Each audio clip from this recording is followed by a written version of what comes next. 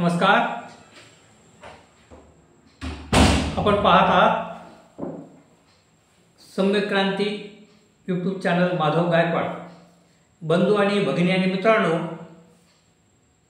मी 50 वर्षामध्ये म्हणजे जवळजवळ 50 वर्ष नियमितपणे मराठी वर्तमानपत्र वाचत आलेलो आहे. म्हणजे दर दिवस काही अपवाद काही दिवस सोडले तर सातत्याने मराठी वर्तमानपत्र वाचणारी एक व्यक्ती आहे. आणि त्यामुळे मराठी वर्तमानपत्राचे जे संपादक मंडळी आहेत किंवा काही पत्रकार आहेत यांच्या संदर्भामध्ये थोडीफार मला माहिती आहे. आणि त्या अनेक जण माझे चाहते आहेत. म्हणजे मी त्यांना खूप मानतो किंवा त्यांचे अग्रलेख मी वाचलेले आहेत, त्यांचे लेख मी वाचले आहेत आणि माझ्या आवडीचे संपादक किंवा माझ्या आवडीचे पत्रकार म्हणून. तर अशा संदर्भामध्ये तर या पत्रकारांच्या संदर्भामध्ये मी हा आजचा व्हिडिओ बनवत आहे. कृपया हा व्हिडिओ आपण शेवटपर्यंत पहा व इतरांना देखील हा व्हिडिओ पाठवा. तर बंधू आणि भगिनी आणि मित्रांनो, विद्याधर गोखले हे लोकसत्ता या प्रसिद्ध वर्तमानपत्राचे संपादक ज्यावेळेला होते त्यावेळेला त्यांचे लेख किंवा त्यांचे जे अग्रलेख असायचे मी आवर्जून ते वाचत असत. आणि विशेषतः विद्याधर गोखले हे तत्कालीन राजकारण आणि सगळ्या परिस्थितीवर ते लिहित होते, बोलत होते आणि ते पेपर चालवत होते संपादक असल्यामुळे. परंतु त्यांचे अग्रलेख अनेकदा नाट्यसंगीत आणि नाट्यसंगीत या संदर्भामध्ये त्यांचे अग्रलेख अत्यंत सुंदर असायचे. आणि त्यांच्या अग्रलेखामधून जुन्या काळातली जी नाटकं आहेत, जुन्या काळातले अभिनय जे आहेत यांची जे माहिती सांगत असत, अत्यंत सुंदर आणि खूप म्हणजे वाटायचे असं त्यांचे अग्रलेख असायचे. ते विद्याधर गोखले असतील. निळूभाऊ खाडीलकर हे माझे अत्यंत आवडीचे म्हणजे संपादक, नवाकाळचे निळूभाऊ खाडीलकर.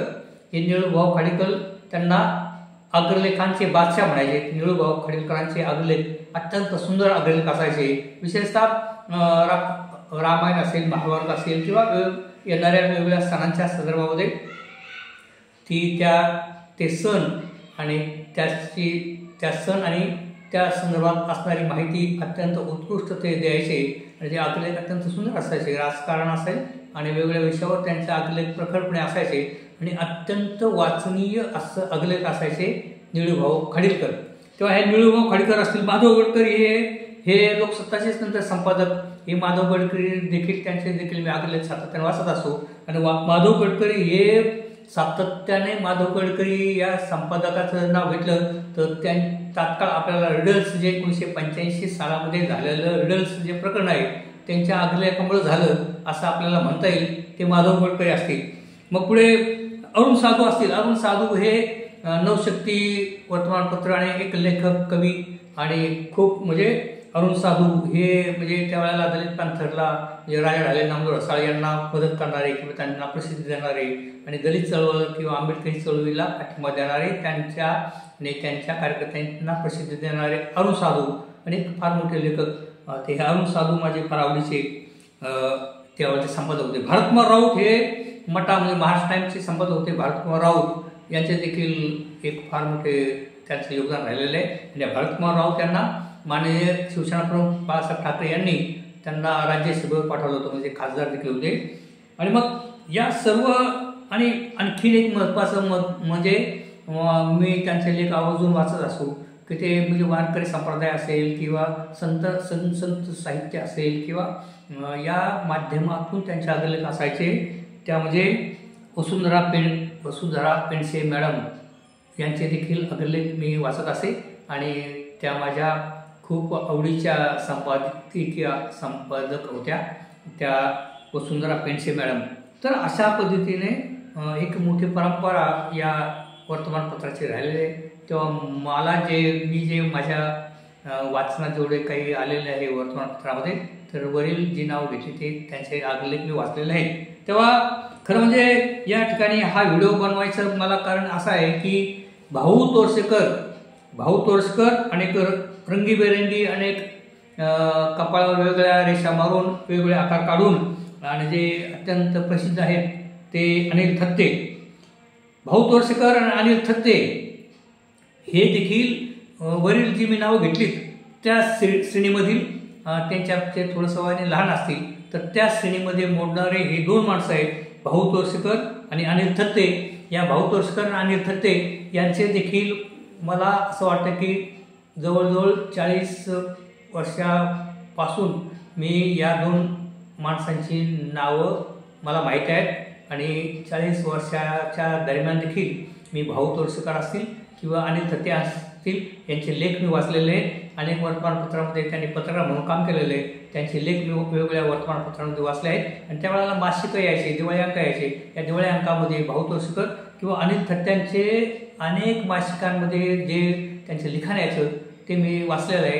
तेव्हा ही दोन व्यक्ती भाऊ तोरसकर आणि गगनभेदी अनिल थत्ते यांना मी यांचं देखील बऱ्याचशा मी साहित्य वाचलेलं आहे.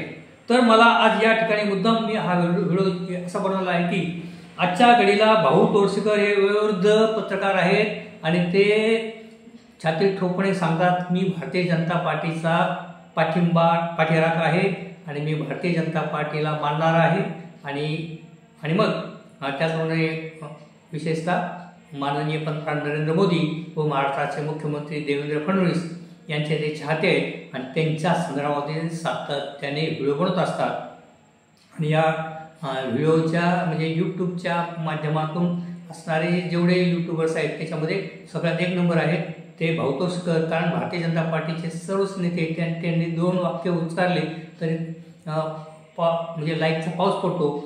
भारतीय जनता पार्टीचे नेते कार्यकर्ते आणि त्यांची जी भारतीय जनता पार्टीची पूर्ण प्रसिद्धी माध्यमाची जी टीम आहे ती सगळे भाऊ तोरसकरांचे 4 शब्द जरी बोलले तर एक लाईकचा पाऊस पडतो. तेव्हा ते भाऊ तोरसकर घरात बसून लाखो रुपये आज कमावतात, परंतु एक पत्रकार म्हणून ते फार मोठे आहेत आणि त्यांचं फार मोठं पत्रकारितेमध्ये योगदान आहे. तेव्हा ते भाऊ तोरसकर हे भारतीय जनता पार्टीचे म्हणजे कट्टर समर्थक आहेत आणि भारतीय जनता पार्टी म्हणजे विशेषतः भारतीय जनता पार्टीने जे प्रवक्ते नेमलेले आहेत त्यांच्यापेक्षा भाऊ तोरसकर हे भारतीय जनता पार्टीची बाजू भक्कमपणे मांडत असतात आणि विशेषतः शिवसेना उद्धव ठाकरे यांच्यावर प्रखर टीका करतात आणि भारतीय जनता पार्टीच्या संदर्भामध्ये भयंकर ते त्यांचा पाठिंबा करतात आणि भारतीय जनता पार्टीचा बचाव आणि भारतीय जनता पार्टीला प्रत्येक जी घडामोड घडते त्या घडामोडीवर त्या प्रसंगावर भाऊ तोरसकर हे नरेंद्र मोदी साहेब आणि फडणवीस साहेब आणि भाजपच्या बचावासाठी पुढे येत असतात.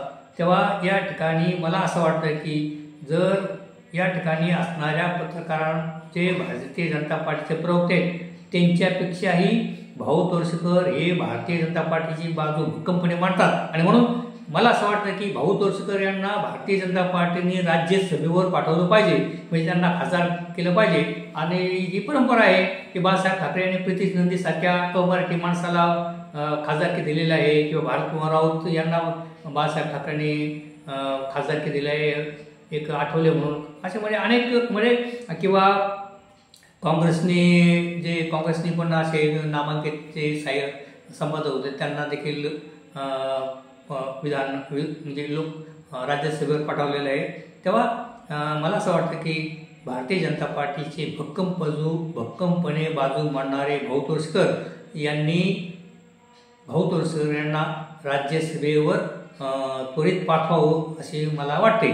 दुसरे आपले गगनभेदी जे आहेत अनिल थत्ते हे देखील फार जुने पत्रकार आहेत आणि माझ्या आवडीचे ते पत्रकार आणि माझी आवडीची व्यक्ती आहे आणि रंगीबेरंगी त्यांचा जो थाटच वेगळा आहे. ते अनिल थत्ते हे जरी भाजप समर्थक असले परंतु ते एकनाथ शिंदे साहेबांचे जास्त समर्थक आहेत आणि त्यांची ते बाजू भक्कमपणे मांडत असतात.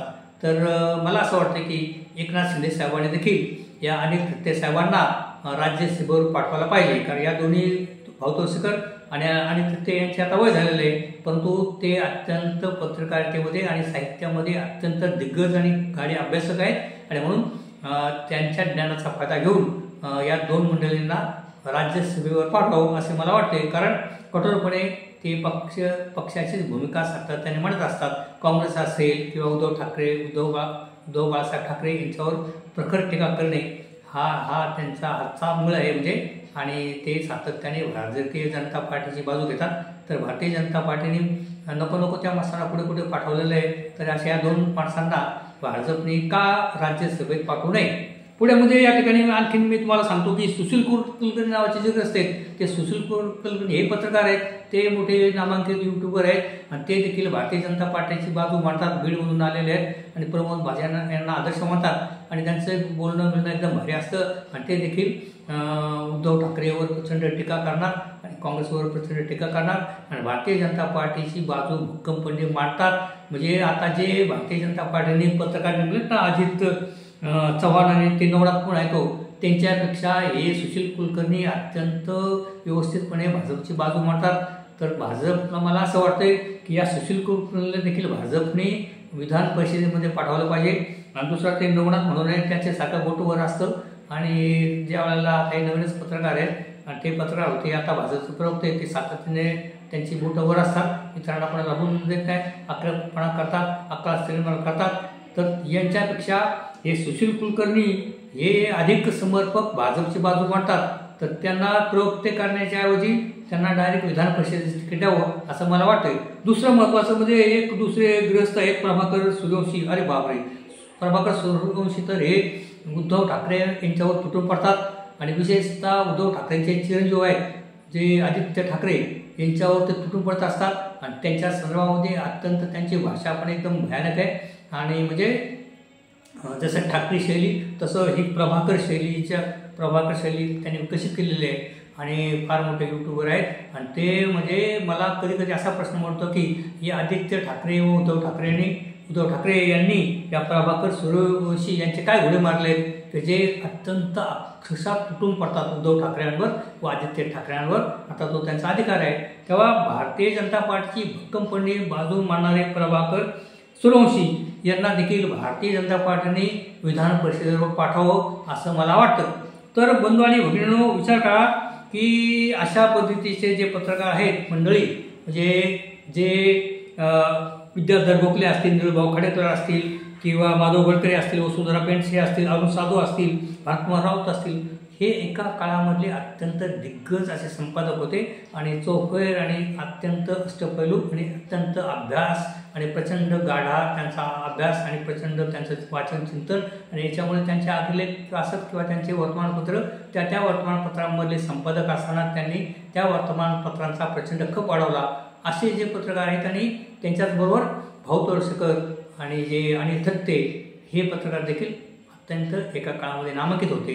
परंतु आजच्या घडीला भाऊ तोरसेकर बाकी कट्टर नरेंद्र मोदी समर्थक म्हणजे भक्त साहित्य मोदी साहेबांचे आणि तसंच कट्टर ते फडणवीस साहेबांचे भक्त आहेत. आणि तसंच हे जे 2 माणसं आहेत प्रभाकर सूर्यवंशी आणि सुशील कुलकर्णी हे भारतीय जनता पार्टीची बाजू भक्कमपणे मांडतात. मग त्यांना भारतीय जनता पार्टीने विधान परिषदेमध्ये का पाठवू नये.